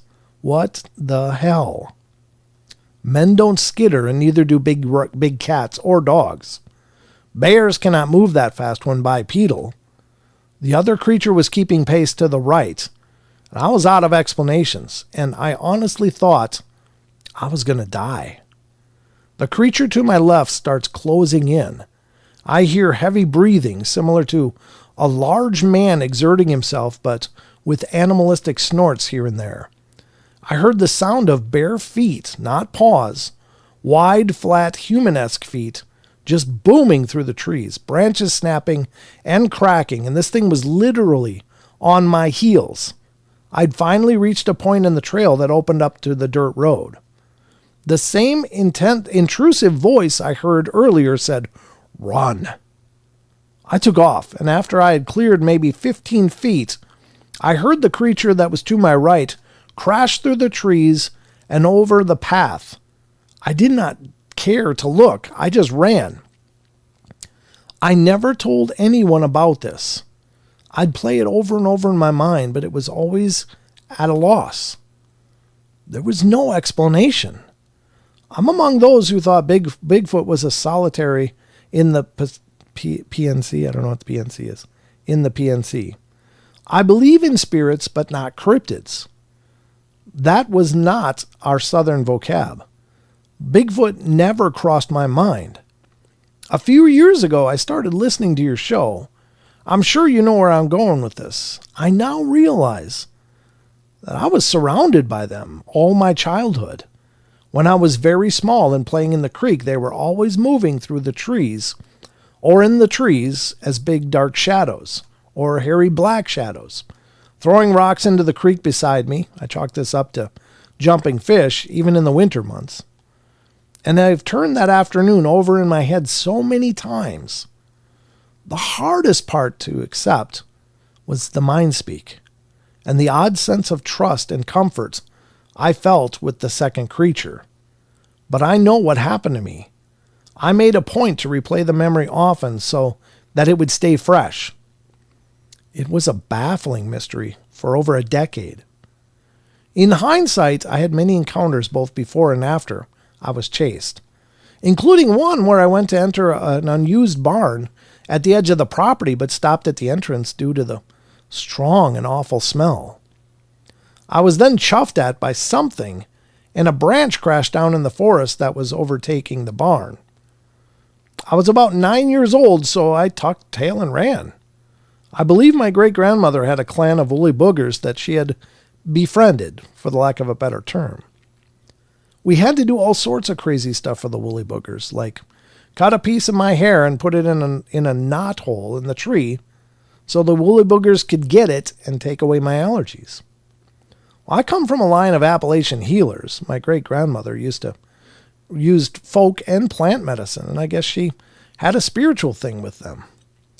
They never hurt us, and there were no men living there, just two elderly ladies and a young child. She and my grandma had passed by the time I discovered Bigfoot. The property was sold in 2012, and I'm stuck with that itch of someone who has the woolly boogers in their head. I believe this clan was okay with me, possibly even keeping me safe because of this relationship with my family. They had to know that I fed them and that great-grandmom, and with my great-grandmom.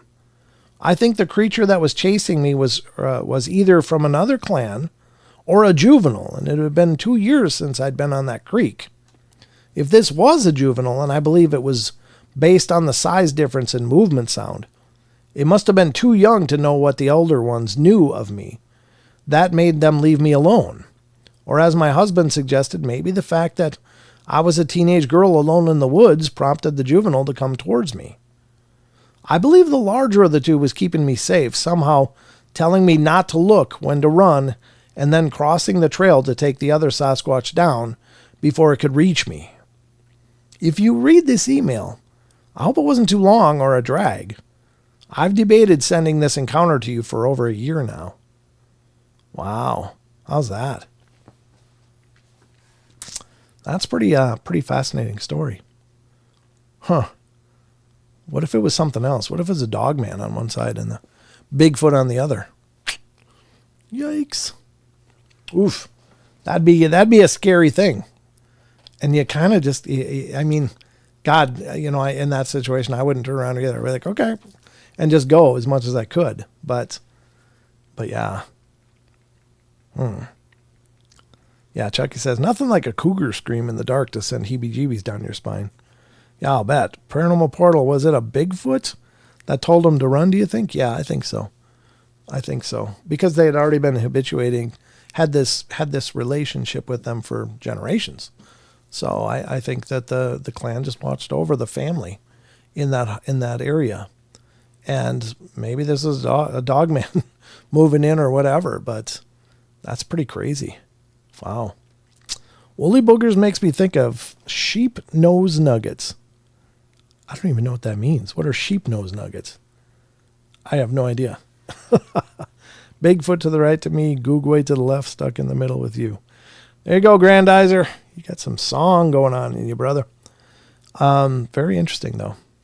That's a crazy, crazy story. I don't know. It does seem like whatever was on the one side stalking her was not part of the clan. So what does that leave? It was up in the trees, down, up, down. I mean, Dogman's encountered in all those too. So could it be that? And the one was much bigger. Generally, Bigfoot are much bigger than Dogman. Dogman, I mean, there might be some, alpha Dogmen that are huge. I've heard the descriptions, but most of the encounters of Dogmen is like something 7, maybe 8 feet tall. But Bigfoot, that's like mid-size. They get really a lot bigger. And I think it was, who was it? Maybe Vic Cundiff was saying that Dogman, most of the encounters he thinks are with juveniles, that most people never see the adults, the big adults. So, or almost never. So, interesting story though. Interesting story, but a great story. I think that was wonderful, and thanks to Wes for letting us check it out. Absolutely. I don't know. What do you guys think? You think maybe a Dogman could been one of them? I mean, you'd think if there was tussling after that, you'd hear the sounds of it, but I mean, maybe she couldn't hear with just the sound of her own panic running and breathing. So it's hard to say. And if they were both Sasquatch, if it was just a juvenile, wouldn't the juvenile have heard the mind speak too, or is it just like a two-way communication? Like, I'm sending this to here, not to everyone else. Maybe they can just really differentiate. But maybe it wasn't a Bigfoot. Maybe it was something else.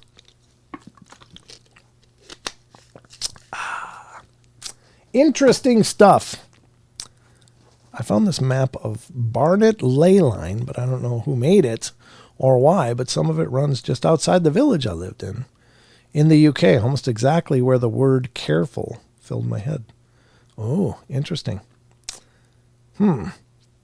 Interesting.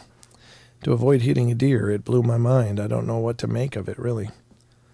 Yeah, I don't know. Maybe the deer are following the ley lines. Maybe that's where most of those road crossing things happen, is actually on ley lines.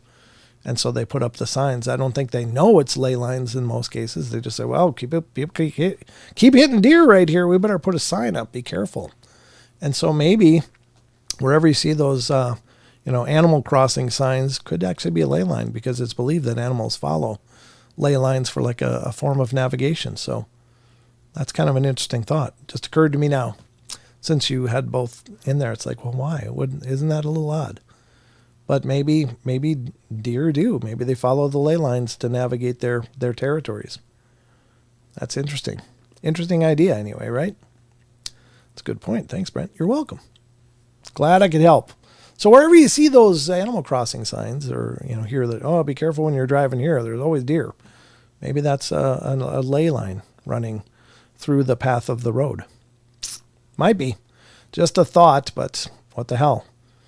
It's on the table now, so let's see how we're doing here. God, we're just about out of time. I don't have enough time to dive into another story because we're about fresh out of time, if you can believe that. But that was well, thanks, Chucky. I appreciate that. I don't know. I mean, that's how my mind works. What's the correlation? I'm always looking for correlations. My aptitude is mostly in patterns. If that means anything to you guys or not, I don't know. But I had a test when I was younger, and they said that my mechanical reasoning was in the top 1%. And I always try to apply that kind of reasoning to all of this stuff because I think all of this stuff, as bizarre as it is, I think you can always find patterns. And that's why, again, I love testimonials from people that have experienced stuff because I love to listen to what they say and then try to correlate it. Our deer stopped traffic downtown, blocked the entire intersection. Yeah, maybe that's a ley line, Elaine. Yeah, it might be. I don't know. You heard it here. It just occurred to me now as I was reading that.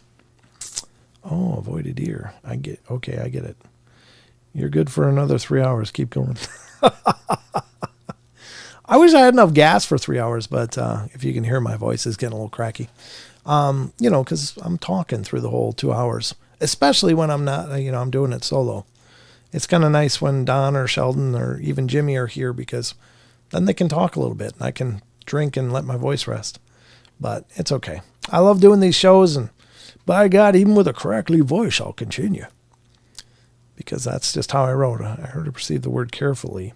So I put my foot on the brake, and then the stag stepped in front of the car. That's interesting, Maggie. There you go. Well, could be your guardian angel stepping in and just being, hey, hey, hey. There's certainly many accounts of that.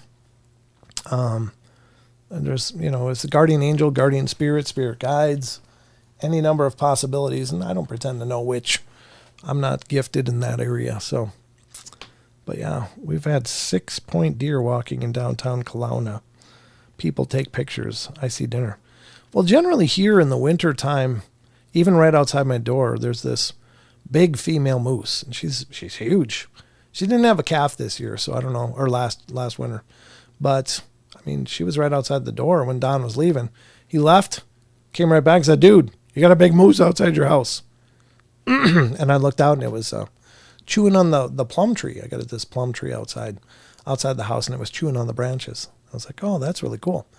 And Don and I stood and looked at it. I took video and pictures and stuff, and I think I put them on Facebook. But finally, Don just said, well, I got to go. And so he just walked down the sidewalk within, about 25 feet of this thing. And it didn't even care.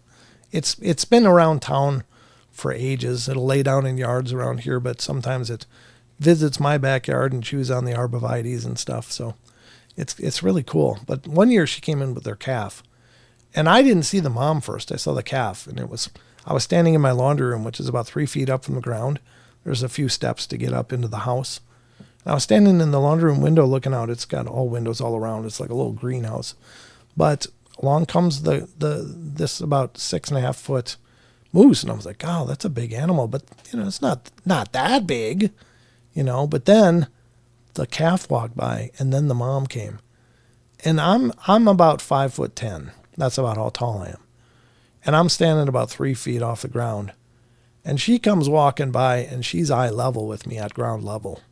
So do the math. I mean, she was standing with her head up. I mean, her head was up, but it was nearly like 8 feet.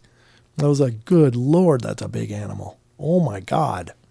And they are just giants. And I might be a little off with the estimation, but I was sincerely like, whoa. And she's literally like 3.5 feet from me because she's at the other side of the window just going as she walks by. And then they walk in my backyard, lay down and leave me whole piles of Hershey Kisses all over the yard, which is great. So they make big piles when they got to go. They're not real gentle about it. So roos are like jacked up prison deer. Yeah, no kidding. Big male kangaroos are huge. Portal, it sounds like, what? Oh, yeah, that's the old theme song.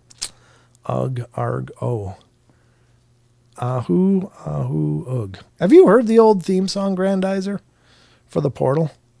Because it actually starts with, ahoo. It's a song, I write all the music that you hear during the shows, so if you don't like the songs, you got me to blame. If you like the songs, you got me to thank, I guess, or at least, that's my work. But, yeah, it sounds like you're making the beginning of the old Portal theme music. Great show, Brent. Good night, everyone. Hey, Wizard Moon, thank you, brother. See, I guess, Moose Nugget ice cream. There you go. Full of kisses. So, no, I never heard it. Okay, well, it's out there on the older episodes. You'll hear it if you go back and check out some of the old ones. It's there. I've been using this music now for a couple of years anyway, but at any rate, I don't get to write music as much as I like to, but it's because I'm doing the other thing I love to do, which is this show. And so I sent you a pic of that deer on your Discord. Oh, very cool. Let me open that up and have a look. What did you send me? You send it to me personally, or where'd you send it? Because I don't see anything sending to me personally. But is it on maybe the episodes? Nope. I'm looking. Oh, maybe it's in the general. Oh, the Adante came in. Grandizer came in. I'm saying hi to everybody. Good to see you guys. Thank you so much. Oh, look at that. Wow. Is that an atypical rack there? Or those tines look pretty thick. That's pretty cool. That's a good one. It's a beautiful animal for sure. Wow. But good to see you guys. Thank you for those of you that chose to join the Discord. That's wonderful. Great to have you here, and hope you continue to enjoy your visits to the Paranormal Portal. Again, these live shows happen every Wednesday, Friday, and Saturday. The new podcast episodes are released every Monday. Generally, the video versions of the podcast are released about Thursday, but the one for this last week, I will release tomorrow. I had to do a lot more work to it to get it ready, so I had to squeeze it into everything else. Plus, I went fishing last Thursday or Friday morning, and we really killed some rainbow trout. I'm here to tell you. But I put some pictures up on my Facebook if you want to see the lake where I'm fishing. I live in the north of Idaho, so it's beautiful, beautiful country up here. But anyway, I guess that's all we got time for, folks. I hope you guys had a great time. Thank you so much. It's wonderful to meet you, new listeners. I'm still here. Have a great night. My PC sucks. Aw, sorry, Sherry, but thank you for being here. Be cool until it's time not to be cool. Amen, Eric. I got you there. But all right, guys, that's going to do it. So we'll be back on Wednesday. Maybe Don will be here. No, he won't be here this next Wednesday either. So that's for sure. But hopefully after that, we'll get Don back in the chair here, and you guys will get to visit with the beard once again. So anyway, it's going to wrap up the show tonight. Watch for the podcast. Please, if you like these shows, recommend them. Share these streams to your social media or whatever, if you wouldn't mind. It helps me out a bunch because I don't market this at all. It's all word of mouth. So the growth that we have is because either people are stumbling onto the show or they just happen to get recommended it from someone they know. So please keep spreading the word and letting people know that we're here doing what we do. So anyway, that's going to wrap it up for me. Remember, we love you all. Be good, be kind, be nice. Take care of each other. Help each other out. Find the magic in every day and remember to laugh as much as you can. Love you guys, and I will see you on Wednesday either way. Until then, we'll see you next time. Take care of yourselves. Roll the credits.